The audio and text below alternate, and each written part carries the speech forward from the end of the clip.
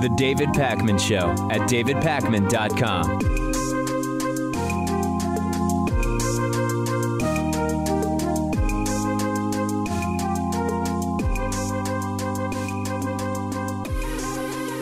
Of the three investigations into Trump-Russia, we always sort of knew that the House investigation was the least credible. It was, after all, at one point being run by a guy who worked on the Trump transition team, Devin Nunes, who was also, while he was running the investigation, running to the White House to brief Donald Trump, one of the subjects of the investigation, about what they were up to. Next was the Senate investigation in terms of credibility, and that was followed by the third of three investigations, which I believe is the most credible at this time, Special Prosecutor Robert Mueller's investigation. And the big news breaking over the last 12 or 16 hours is that the House Intelligence Committee's Trump-Russia investigation is over. Or is it? And at least according to the Republicans on the House Intelligence panel, has found no evidence of collusion between Donald Trump and Russia whatsoever. Wow. What a big announcement, right? How did they all agree that this was it, that it's over, that there's nothing more to do, and that there's been no collusion? Oh, wait, they didn't all agree. Republicans unilaterally decided that they were done and the investigation will not be doing any more interviews whatsoever. But Democrats said, no, this is totally premature. We're not done. Not only are we not done, we weren't even involved in the drafting of this memo, which says it's over and there was never any collusion. And Republicans effectively have decided, we've investigated, Republicans have invested the Republican president and his Republican aides and have determined that they've done nothing wrong, effectively. They've cleared the guy running their own party from the Oval Office of any wrongdoing. And case in point, the draft Republican memo actually says the opposite of what our entire intelligence community says. And Republican Congressman Michael Conaway, who's in charge of the House investigation, has been in charge of it since Devin Nunes had to recuse himself. He says there was no collusion. He says there might have been some bad judgment. There might have been some inappropriate meetings. There might have been inappropriate judgment about which meetings to take, but that there was nothing beyond that. And again, that memo, the draft memo done with no input from any of the Republicans on this committee who participated in this investigation at any point. Understand this: the Republicans who previously led in this investigation were involved with Trump's transition, and they've now decided unilaterally, without having to talk to Democrats apparently, that the Republican president did nothing wrong. What a major revelation, right? And we heard already from Democratic Congressman Adam Schiff, who makes a really good point, actually, in a statement he released, which is that the total lack of credibility of this Republican decision is going to be made even more obvious in the coming months, because Adam Schiff believes there are going to be more indictments from Robert Mueller. There is going to be more investigative journalism that is going to reveal even more connections here. And if Adam Schiff is right, this very strange and seemingly premature declaration from the Republicans in the House is going to seem particularly strange. And what this means to me is that huge, major news is about to drop, and that this is one of these preemptive distraction attempts. This could be also an attempt to indirectly discredit Robert Mueller, in the idea that if and when Robert Mueller has something big, you will have a contingent of the Republican Party and Trump himself already primed to say, wait a second, Mueller's running a witch hunt. The Republican, the House Intelligence Committee has already cleared me of wrongdoing, which of course is not really what has taken place here. It's Republicans unilaterally saying the investigation is done. And you can already see Trump taking advantage of it, right? Trump immediately taking to Twitter in an all capital letters rant where he says the House Intelligence Committee has, after a 14-month-long in-depth investigation, found no evidence of collusion or coordination between the Trump campaign and Russia to influence the 2016 presidential election. Don't be confused, okay? There's no news here in terms of the investigation itself, other than Republicans decided that after obstructing the investigation for months, they're going to end it. They didn't interview Paul Manafort. They didn't interview Rick Gates. They didn't interview Michael Flynn.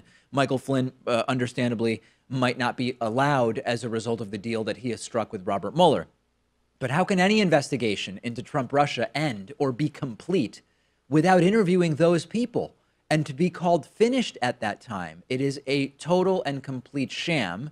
And again, every statement made by the Republicans on that committee directly contradicts the assessments of the entire intelligence community. And it is complete and total partisanship that we are seeing.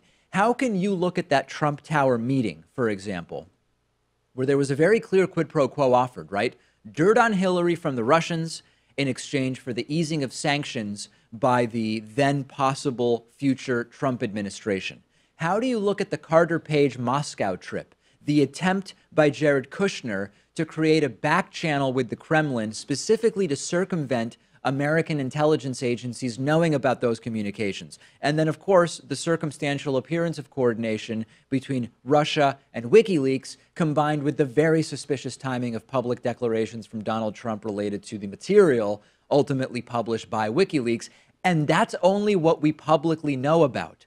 That's only what we publicly know about. How can you see all that and say, nah, there's nothing here, we're ending the investigation? It completely belies credulity. And in fact, former Director of National Intelligence James Clapper has already said this memo, this declaration from Republicans on the House Intel panel, it already shows that they are living in their own reality bubbles where we cannot even agree with basic facts. Who's telling you the truth? That is really the question here, right? Is it the career intelligence officials who saw all of the intelligence and have been dealing with Russia for years, a team of respectable and experienced lawyers that are working with Robert Mueller, or the Republican equivalent to Devin Nunes? You decide who you find more credible, but there's an important element here when it comes to the timing. I believe Robert Mueller will have something big to announce soon. And as a result of making this declaration, the Republicans will be able to come back and say, look, Mueller's crooked. The House already said no collusion. And of course, Mueller's looking into things in way more detail than the House committee. Mueller is looking into this not only at the collusion itself, but at possible obstruction of the investigation itself, at financial crimes that may have taken place in the lead up to or in whatever coordination or meddling Russia may have been involved in, and much more. But to me, this is a sign that they are very worried about something major happening soon. And bear in mind that there are some Trumpists who just don't even get the headlines. I already saw online Trumpists who believed that because the Republicans in the House said the investigation is over, that Robert Mueller is done, which of course isn't the case, right? I think most of our audience realizes that the Robert Mueller investigation is completely separate from the House investigation. They just nebulously are aware of an investigation. They don't necessarily know that there are three different ones, and to them this means Trump is vindicated. So if only in the propaganda battle this declaration from House Republicans is going to make it even more difficult to explain to the committed Trumpists that Robert Mueller appears to really only be getting started. This declaration from Republicans that they are done in the House investigating Trump-Russia is basically like another Nunes memo. It is a meaningless, highly partisan, knee-jerk attempt to distract. Now, there is one bit of sanity in the context of this completely obvious and partisan attempt from House Republicans to distract from the Robert Mueller investigation by saying the House investigation into Trump-Russia collusion is over. For the most part, we are seeing Republicans say, there's just nothing here. We did a full and totally credible investigation, and that's absolutely it. There is, however, one Republican on the House Intelligence Committee who has a little bit of a different view, which is that it's the investigation that has lost credibility, and that's the reason why it needs to end. And it happens to be Florida Republican Congressman Tom Rooney. Tom Rooney was interviewed yesterday by Aaron Burnett. He admits the investigation was completely off the rails. He says there is evidence that Russians worked to help Trump, although the extent to which that took place, he is unsure about. And he also said that this is an investigation that lost credibility. Let's listen to the congressman. If you're saying, yes, you have seen evidence of this, but it sounds like there's disagreement, frankly, between Republicans on your committee, well, of exactly where it is. If the Senate, again, emphasizing, the Senate hasn't ended theirs, Bob Mueller hasn't ended theirs. Why are you all ending it? Well, two things. For what I said last week, that we've gone completely off the rails, and now we're just basically a political forum for people to leak information to drive the day's news. So we've, as you alluded to, we've lost all credibility, and we're going to issue probably two different reports, unfortunately. So in that regard, that's why I called for the investigation to end. Yeah. But if there's anything that we can come together to do to help protect us in 2018, we just had a primary last week in Texas. We've got an election tomorrow in Pennsylvania. Yes. If we don't get any of these recommendations out before this cycle gets fully underway, then we really have just completely wasted a year of everybody's time. Yes. So there's a lot there, right? Number one, you had Republicans and Democrats participating on the House Intelligence Committee's investigation of Trump-Russia. They sat in the same room. They heard the same evidence. They participated in listening to the exact same witnesses. And you will have two diametrically opposed reports as to the facts of what took place there. That shows that this is not about going beyond party and thinking about the impact that other countries can have on the actual or perceived stability of American democracy. It's just totally partisan. Number two, he mentions today's Pennsylvania election in the context of this Republican report. And that's interesting to me because one angle has been the reason Republicans did this yesterday is they're very worried about a release from Robert Mueller coming up soon. The other angle, which is less convincing to me but interesting nonetheless, is that Republicans know that tonight, in a special Pennsylvania election, in a district that Trump won over Hillary Clinton by about 20 points in the 2016 election, a Democrat might win, and that it is yet another attempt to preemptively distract from that. I don't know which it is, but what I do find interesting is that Tom Rooney is not running for re-election. And much like other retiring Republicans, remember Republican Senator Jeff Flake from Arizona, they seem to have grown a spine when they're all of a sudden not running for anything anymore. And this actually really makes me think we're onto something when we think about term limits. When they don't have to go back and face the donors, or when they no longer care about Trump hate tweeting them into oblivion and maybe affecting their reelection chances, they start making an ounce of sense. But I would make the case that retiring alone isn't enough.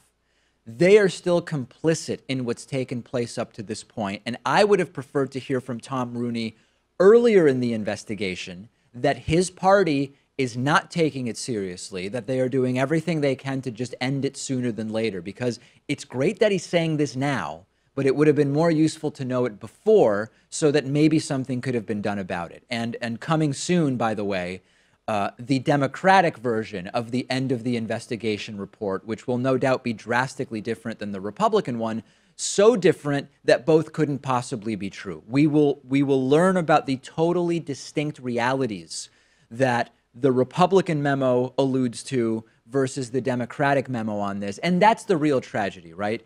Which should be a question about the basic integrity of our voting systems and our democracy and the sovereignty of American electoral decision-making has become partisan. How much do we want to stop others from meddling in our elections? It seems the answer depends on the party affiliation and whether your guy benefited from the alleged meddling. It's disappointing and it's quite frankly really depressing. Send me your thoughts about this. I'm on Twitter at @dpacman. The show is on Twitter at David Pacman Show. The David Pacman Show at davidpacman.com.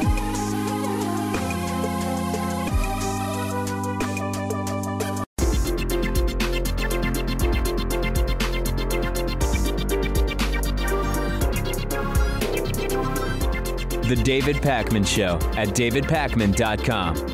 Today's new member of the day is James Atkins. James, thank you for signing up at davidpacman.com/membership. This is a program that mostly depends on the funding of members and of patrons.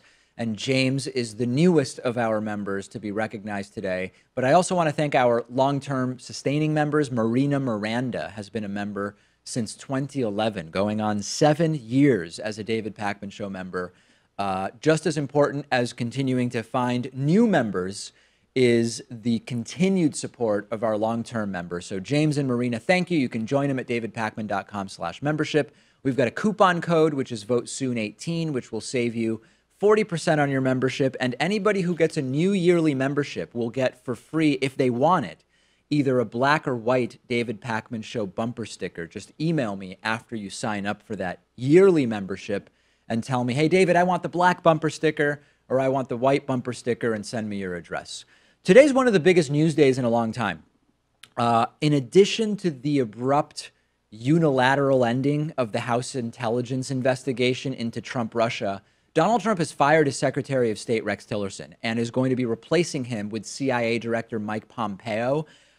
Really the pinnacle of stability in the White House, right? Incredibly stable circumstances there. Over the weekend, it was announced that Rex Tillerson was canceling some events in Africa because he was ill. We now know, or at least are being told, that on Friday, Tillerson learned that Trump was firing him. So was that announcement about his illness real? Was it a cover-up of the fact that he had been fired, but it hadn't been publicly announced yet? We don't really know right now.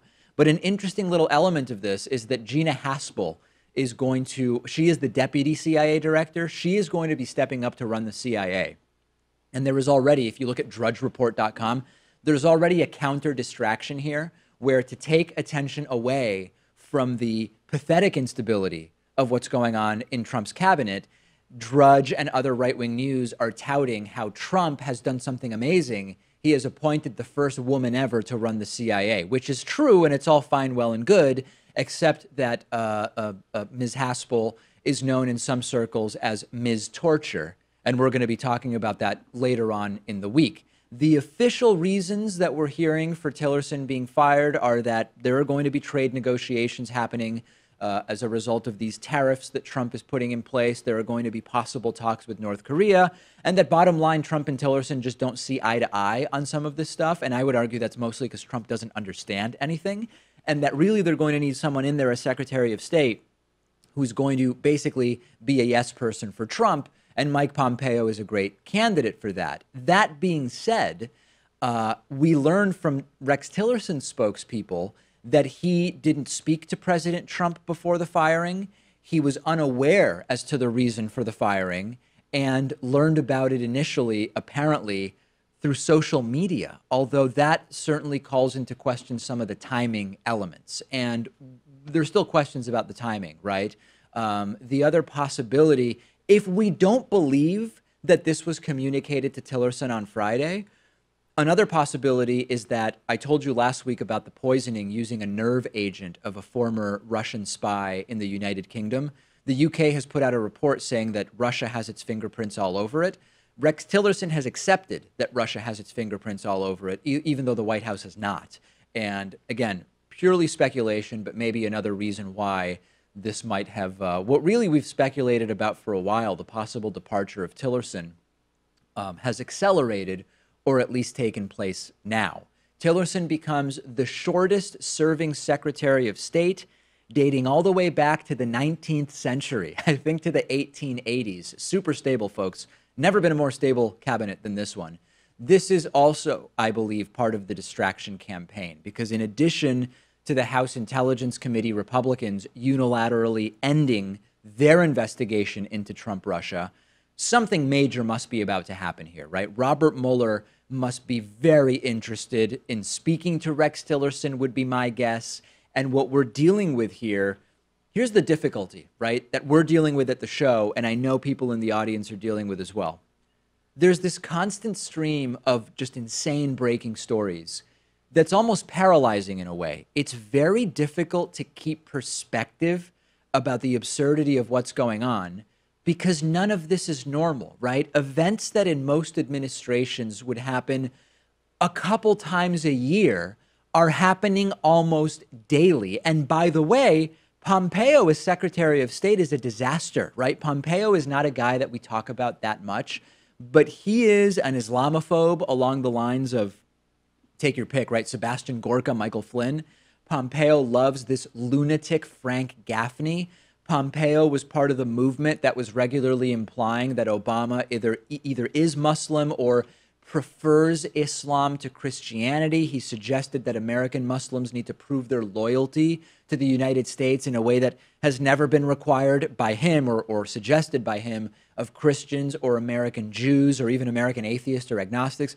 This is a disastrous direction diplomatically, in addition to being more of the same chaos, and it's likely not the end because the rumor continues to be out there that Michael Flynn's replacement, National Security Advisor H.R. McMaster, is also going to be leaving soon. So it is total chaos. Don't believe for a second that this is stable, and don't believe for a second that this could be, might not be part of a distraction campaign, a preemptive one. My feeling is we're going to be hearing something big from Robert Mueller very, very soon. Hey, this is a major story. Very quietly, because it hasn't been covered much in media, and when it's covered, it's totally understated as no big deal. Democrats and Republicans are working together to deregulate banks in a way that is reminiscent of what led to the 2008 Great Recession. And they could be working on gun safety. They could be working on making sure that the Trump-Russia investigation that Robert Mueller is doing is full and fair. They could be working together, Democrats and Republicans, on climate change, on getting everybody some basic level of health care, or thinking about, I don't know, universal basic income. But instead, the issue that seems to be bringing Democrats and Republicans together is figuring out a way to let banks make more money. And the idea here is to rewrite parts of the 2010 Dodd-Frank Act, which did some regulation of banks in response to the 2008 financial crisis.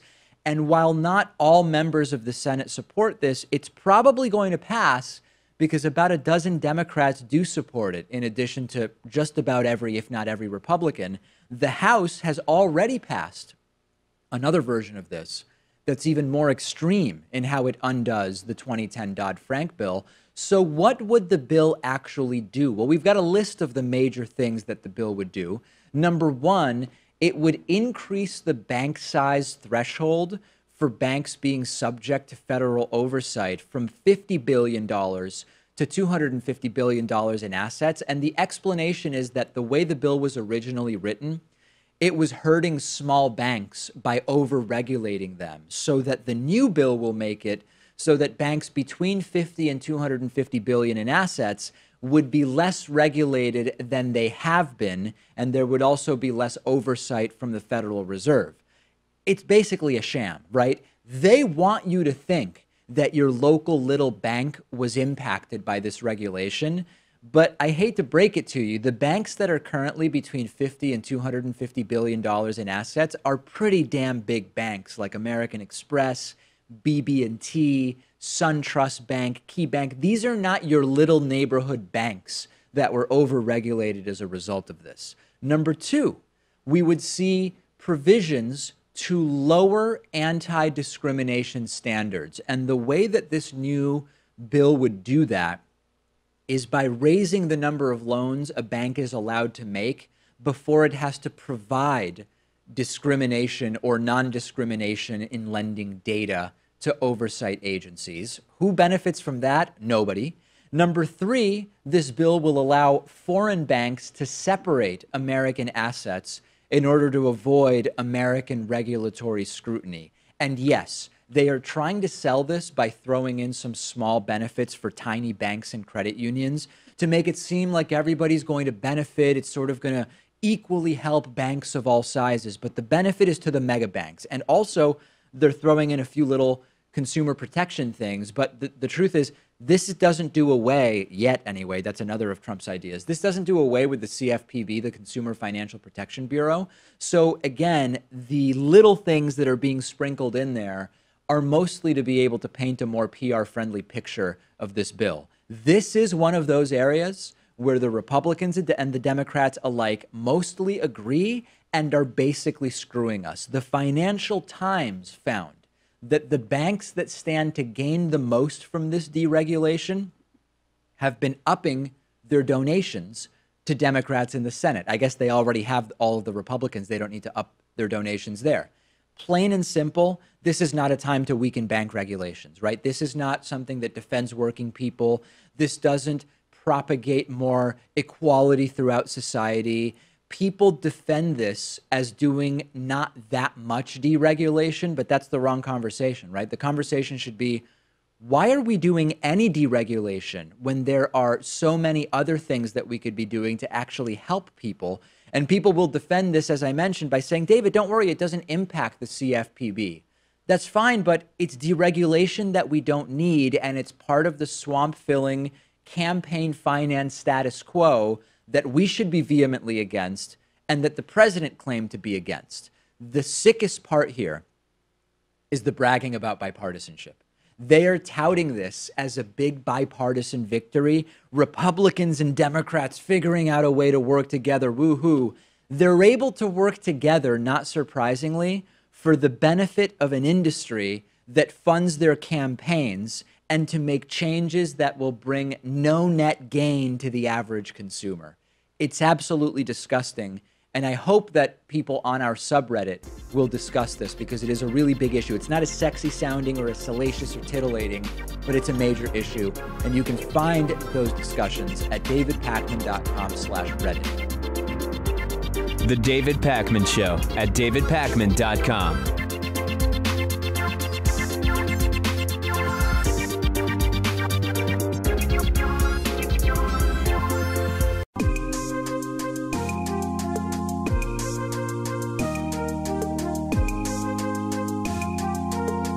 Welcome back to the David Pakman Show. Today I'm welcoming Ron Miscavige to the program, who escaped from the Church of Scientology's international headquarters outside Hemet, California, back in 2012. He's the father of the church's leader, David Miscavige. And I don't even know where to start, Ron, because there's really so much to discuss here. But I think an interesting point would be that many people don't know that the reason your son now is even in the church is because back, I believe it was in the 1970s, you made the decision to join the church. Is that right? That's exactly correct, David. And what drew you to the Church of Scientology to begin with? Well, how about if I do this, if it's okay with you? Yes. Can I give you just a thumbnail sketch so you have an overview? So then when I present what happened with David when he was a kid, yeah, it's going to kind of fit in. Please. Okay, so just let me do that first. Well, first of all, I was a member of the church for 42 years. I was on staff in the Sea organization for 26 and a half years. I escaped on March 25th, 2012. And about a year and 3 months later, 2 private investigators were caught around the corner from where I'm living, trying to buy a house so they could spy on me from morning till night. Mm-hmm. They looked suspicious. A neighbor called the cops, and the West Dallas police come over. A guy by the name of Nick Pye, he arrested them because the guy started giving him a bunch of baloney as, you know, am I breaking any law? He was just wising off to him. So Nick says, hey, you're under arrest. Do you mind if I look in your van? The guy said, no, it's all right. So he looked in Dwayne Powell, that's the name of the private investigator, and his son Daniel Powell. Those were the 2 private investigators. He looked in his van, and the trunk of that van, he found 5 license plates from 5 different states, 5 handguns, a stun gun, 2 rifles, 1 with a silencer fixed to it, and 2,000 rounds of ammunition. Needless to say, this gentleman was arrested, and he was interrogated. And if you want to hear the entire interrogation, if you go to my website, which is called therealronmiscavige.com, you can hear the entire interrogation as to what went on. Wow. And these guys were being paid $10,000 a week to follow me, to report my every doing between 8 o'clock in the morning and 8 o'clock at night. There's a couple things that happened while this was going on, and one notable thing was this. There's a small town in Wisconsin called Janesville where I happened to be shopping one day in the summertime, and unbeknownst to me, they were following me all this time. Now, I had a pocket T-shirt on, and in my left-hand pocket T-shirt pocket, I had my cell phone. I was putting groceries in the car. I bent over, and I thought that my cell phone was going to fall on the ground, so I grabbed my left chest. They saw me, and they said, it looks like our target, they called me the target, Yeah. is having a heart attack. So they called in, and their contact, Greg, said, listen, I'll get somebody on the line.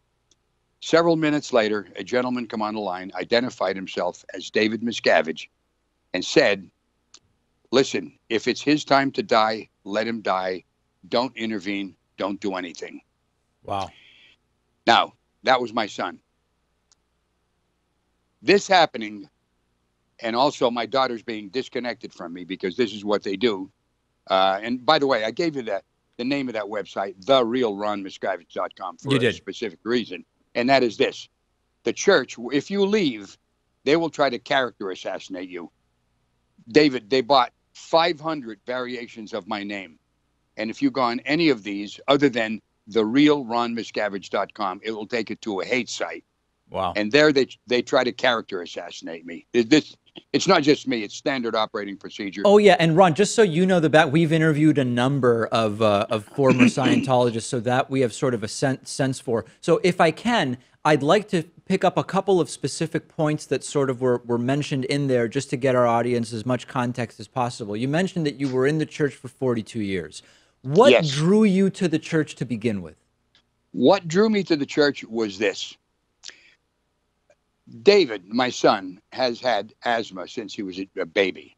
And I'll tell you something. If you ever have an infant who has asthma, it is a very pitiful sight. You feel helpless because here's this little child trying to catch his breath, kind of trying to save his own life. And there's not a goddamn thing you can do about it. Excuse my French, my friend, but this was the bane of my existence. I got introduced to Scientology through a gentleman I met in a business I was investigating at the time, which was called Holiday Magic. Yeah. It's a multi-marketing thing. And I met him at an opportunity meeting. He said he was a Scientologist. And he started telling me about it, and it very much struck my interest. Long and short of it was this. David, all the things I tried with him, nothing worked, because I knew this. At best, the doctor I took him to, Dr. Ziegler, would give him a shot of adrenaline. At best, you're treating the symptom. So I heard a lot about Scientology, that it was good and that it would help people. And they had a thing called auditing, which is another word for counseling. Yep. I took David down to see this gentleman who was a Scientologist, Frank Ogle. Took him in. 45 minutes later, David came out and said, Dad, I'm handled.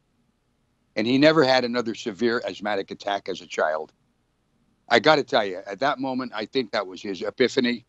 And I think it was at that moment he decided, this is something I've got to do with my life. So let me see now, Ron, just to make sure I understand. At this point, none of you are Scientologists. Not really. I dabbled in it. Frank Ogle had a little group that met every Tuesday in his, he had a cafeteria down in Woodbury, New Jersey.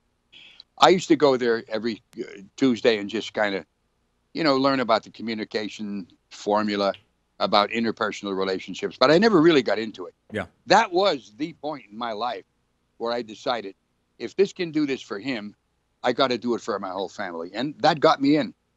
How did you eventually become part of the Sea Org, which is, as some in our audience know, sort of like the upper echelon, and maybe management would be an applicable term of the Church of Scientology? It would be that. And let me give you a little bit of an analogy here, and let's compare it to the Catholic Church. There are several ways you can be on what they call staff in Scientology. One would be you would join a regular organization where public go to buy services. They pay for a service and they get it delivered by staff members at that organization. The next level up would be the C organization, which delivers the upper level so-called Scientology tenets. And then the top level would be like going to Rome where the cardinals are, and that would be in Hemet, California. That would be the top echelon of management. That's where I was posted all the time I was in for 26 and a half years. And what happened is I'm living my life, and it got to a point where all my kids were grown up, and I figured I want to help my church. Listen, man, I was a Kool-Aid drinker. I got to tell you, I got people in Scientology. I got them to join staff. So I was right with that program, and there was no doubts in my mind this was the best thing I could do for my family. And Ron, are those positions well paid, or is it more sort of the appearance of responsibility that's appealing about that? You think when you do that, you're helping every man, woman, and child on this planet to lead a better life. That's what you're indoctrinated into believing.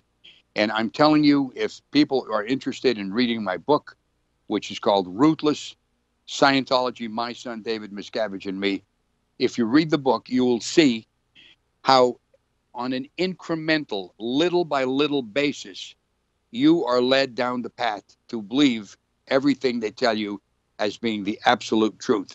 That L. Ron Hubbard, no matter what he said, that was the end all. You didn't have to question anything. You didn't have to think for yourself at that point. And that's actually how I mean, it's interesting because that's both how that's how the mafia actually works, which is, hey, listen, let's just, I'm going to do this for you. And then someday maybe you'll just check up on this person for me. And then it's piece by piece, you're sort of sucked in a bit at a time, isn't it? Exactly right. And I'll tell you this, it's so clever. And there's so many little guideposts or little red flags that go up that you will ignore. And I'll tell you how this works. Just briefly, the bottom of the bridge, when I say the bottom of the bridge, what I mean by that is this. The whole Scientology experience is called the bridge to total freedom. Right. Those initial courses that you do are actually valuable. I mean, there is a communication course that teaches you the exact communication formula. And if you apply this in your life, there's no two ways about it. You're going to do better. You'll be able to handle situations and handle people and get on better than before you did the course. And there's other things that you do. These are confidence builders. And once you do that, somewhere along the line, something may be introduced to you that you think, I don't know if I agree with this. But everything so far they've told me has been true. I'll accept it. Right. That's it. At that point, you're hooked. Ron, let me ask you this. Let me ask you this, though. Were there actual, because I've spoken to a lot of former Scientologists, and while they describe the same mechanism you're describing for how they get sort of pulled in further and further, none of them have reported sort of genuinely believing like the creation story of Scientology, which includes this absurd age of the Earth, for example, or stories about Xenu. Did you believe that stuff as well? Let me tell you, and I'll say this first of all, I accepted it. Now, I guess you could say I have a bit more of an analytical mind than the average person walking the streets. In other words, what I mean by that is this. I heard this story about the problem being in this sector of the universe, overpopulation, 150 billion people per planet. What I thought was this. How the hell are you going to get all these people down here in DC-8s? These are not big airplanes. Very practical analysis. Very practical. But you know what? I said, well, everything they told me so far, I'm just gonna have to accept this. Do you see that? I'm going to have to accept it to be a good Scientologist. Right. And I'm telling you, man, it's very nefarious. It's very very tricky the way this happens. And there's a lot of other things like little rules that you have to follow. Don't talk about your case. In other words, what I mean by that is this. Your reaction to life, other than looking at life exactly the way it is, would be called your case, the way you react to it. You get counseling or auditing. Don't talk to anybody about what happens in your auditing session. So you can't compare notes with somebody else and say, hey, wait a minute. I think this is a bunch of crap. What do you think? No. If you do that, you're in trouble. You have to go to see the ethics officer, and you have to pay for confessional auditing at your expense.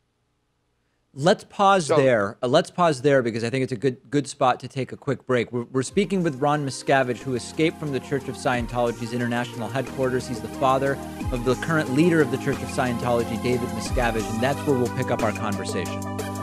The David Pakman Show at davidpakman.com.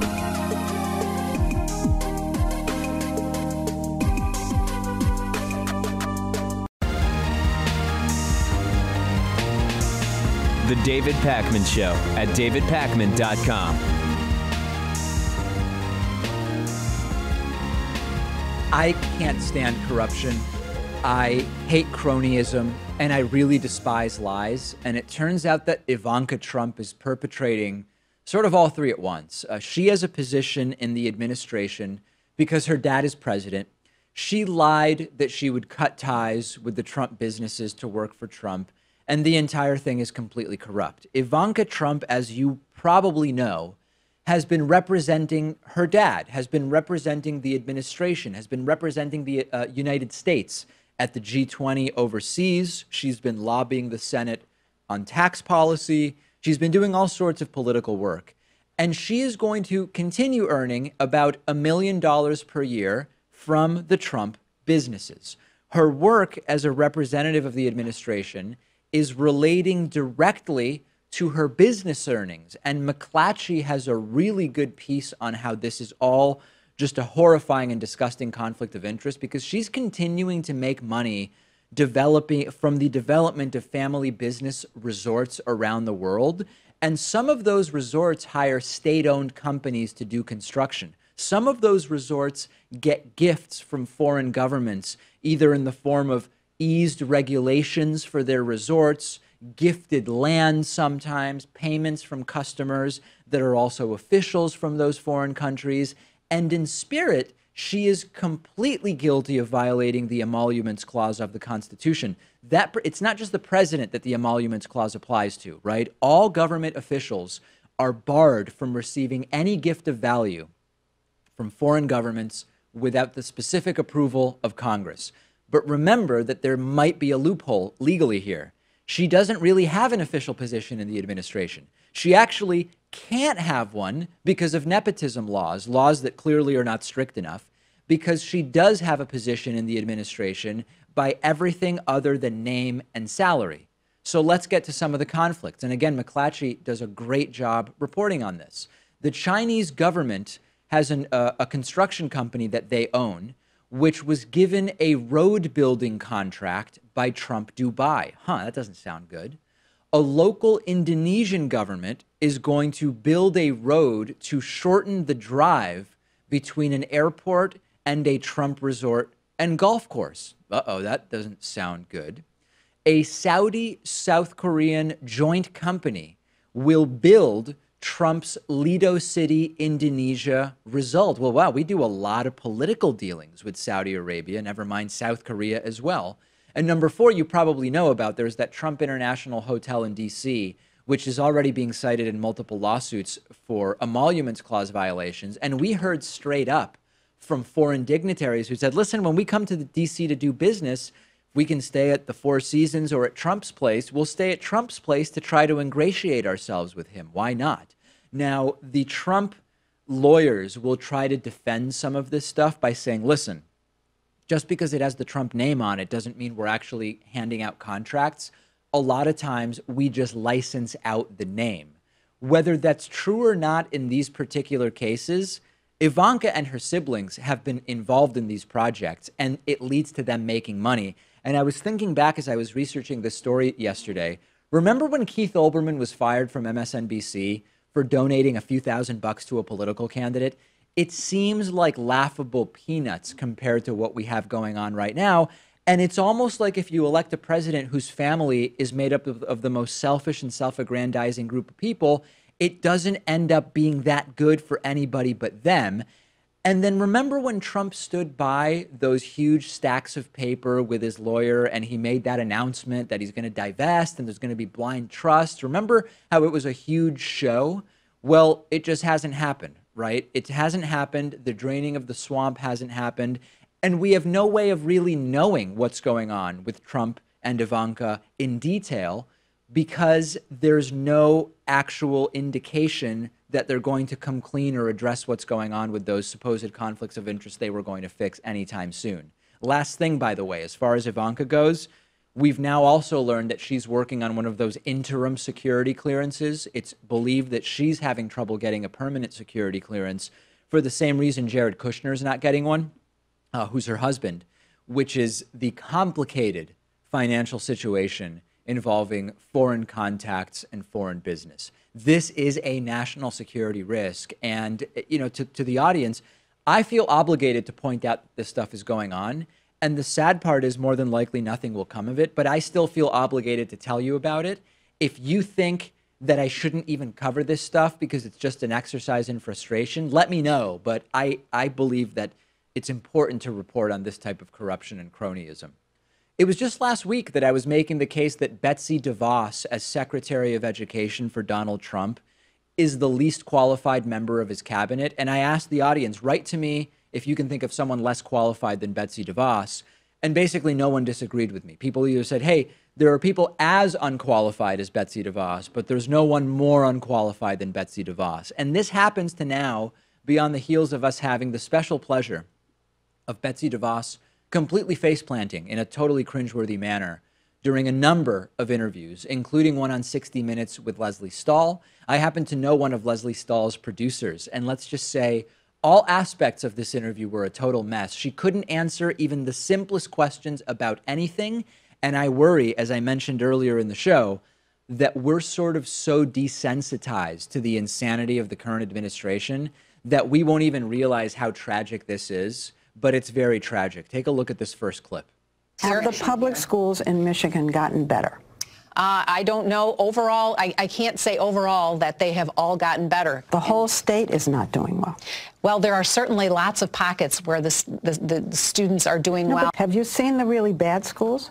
Maybe try to figure out what they're doing? I have not intentionally visited schools that are underperforming. Maybe you should. Maybe I should, yes. Maybe I should. So she has no idea how Michigan schools are doing. She hasn't gone to the struggling schools. And it continues. She also did an interview on NBC's Today Show where she had no idea how to answer questions about the entire school safety thing. And remember, she's wanted to arm teachers for a while. Trump, who she works for, wants to arm teachers. She bailed on a press conference last week in Florida when she was asked specific questions about school safety and arming teachers. You've got to assume when you do another interview, you're going to be asked about that again. And then again, she has just no clue about it. Do you think teachers should be able to carry assault weapons since presumably they may face assault weapons? Do you have an opinion on that?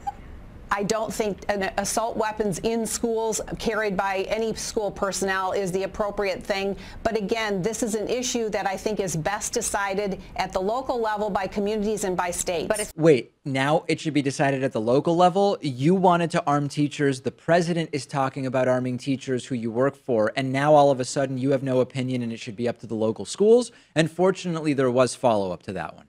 But a student could legally carry an assault weapon, a student over 18. Not in schools they can't. Okay, so you still want the schools to be gun-free zones except for the teachers? I think schools have to be protected like every other large gathering place. Well, one of the ways that we protect large gathering places is that guns aren't allowed, and they are the gun-free zones that I thought you and Trump were actually against. Just one bizarre answer after another. And Congressman Ted Lieu had a hilarious tweet pointing out that these weren't really tough questions. He tweeted, Betsy DeVos wasn't asked what is the airspeed velocity of an unladen swallow. She was asked basic questions about education and had trouble answering them. Why are we shocked about this, right? The reason she can't put together a coherent argument is that she doesn't care. She doesn't care. She is someone who became incredibly rich through an Amway pyramid scheme, who doesn't even like public education, sends her kids to private school, and somehow someone has decided she should be in charge of the Secretary of the Department of Education. Oh, right, that someone is Donald Trump. Just disgusting. We've got a voicemail for you today. A couple weeks ago, a cunning linguist called in and said I was mispronouncing the word new, saying it should be pronounced new. He called back in after I pointed out that both pronunciations are acceptable, and now it is abundantly clear that the British accent this person is calling in with is also fake. Take a listen to this. Hello, David. This is the cunning linguist. I called last week and told you about your liquid U pronunciation of the word new. And I wanted to call you back and tell you that I stand corrected. I've gone online and looked it up, and the truth is you are right. The pronunciation of the word new may also be filled with a big, glorious liquid U, the way you said new. Yeah. So anyway, excellent job. And I continue to think you and your vegan friend, Pat, do a wonderful, remarkable show. Yes. Good day. Thank you. Completely different British accent than last time. Somebody from clearly a completely confused region of the United Kingdom. We've got a great bonus show for you today, and it relates to yet another nor'easter that we are suffering from today. DavidPakman.com/membership, Patreon.com/DavidPakmanShow. Don't miss today's bonus show. It's a good one.